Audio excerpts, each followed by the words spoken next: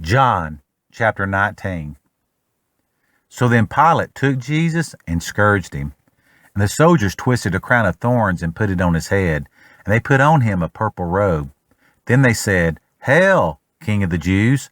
And they struck him with their hands.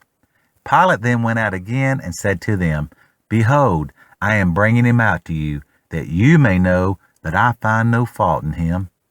Then Jesus came out, wearing the crown of thorns and the purple robe. And Pilate said to them, "Behold the man." Therefore, when the chief priests and officers saw him, they cried out, saying, "Crucify him! Crucify him!" Pilate said to them, "You take him and crucify him, for I find no fault in him." The Jews answered him, "We have a law, and according to our law he ought to die, because he made himself the Son of God." Therefore, when Pilate heard that saying, he was the more afraid, and went again into the praetorium, and said to Jesus, "Where are you from?" But Jesus gave him no answer. Then Pilate said to him, "Are you not speaking to me? Do you not know that I have power to crucify you and power to release you?" Jesus answered, "You can have no power at all against me unless it had been given you from above. Therefore the one who delivered me to you has the greater sin." From then on, Pilate sought to release him, but the Jews cried out, saying, "If you let this man go, you are not Caesar's friend. Whoever makes himself a king speaks against Caesar." When Pilate therefore heard that saying, he brought Jesus out and sat down in the judgment seat in a place that is called the Pavement, but in Hebrew, Gabbatha. Now it was the preparation day of the Passover, and about the 6th hour. And he said to the Jews, "Behold your king." But they cried out, "Away with him! Away with him! Crucify him!" Pilate said to them, "Shall I crucify your king?" The chief priests answered, "We have no king but Caesar." Then he delivered him to them to be crucified.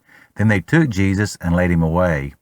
And he, bearing his cross, went out to a place called the place of a skull, which is called in Hebrew Golgotha, where they crucified him, and two others with him, one on either side, and Jesus in the center. Now Pilate wrote a title and put it on the cross, and the writing was, "Jesus of Nazareth, the King of the Jews." Then many of the Jews read this title, for the place where Jesus was crucified was near the city, and it was written in Hebrew, Greek, and Latin. Therefore the chief priests of the Jews said to Pilate, "Do not write the King of the Jews, but he said, 'I am the King of the Jews.'" Pilate answered, "What I have written, I have written." Then the soldiers, when they had crucified Jesus, took his garments and made 4 parts, to each soldier a part, and also the tunic. Now the tunic was without seam, woven from the top in one piece. They said therefore among themselves, "Let us not tear it, but cast lots for it, whose it shall be, that the scripture might be fulfilled which says, 'They divided my garments among them, and for my clothing they cast lots.'"